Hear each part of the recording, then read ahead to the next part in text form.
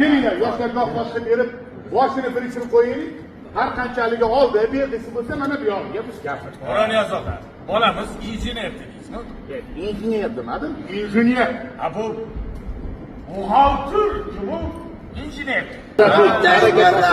Unaqa bo'ladigan bo'lsa, bu tomoni hal. Hal. Endi keyingi masalaga o'tsak.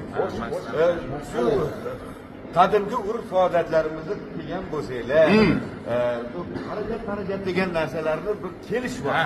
Bu masalada niyatinglar qanday? Endi bizdan so'rasangiz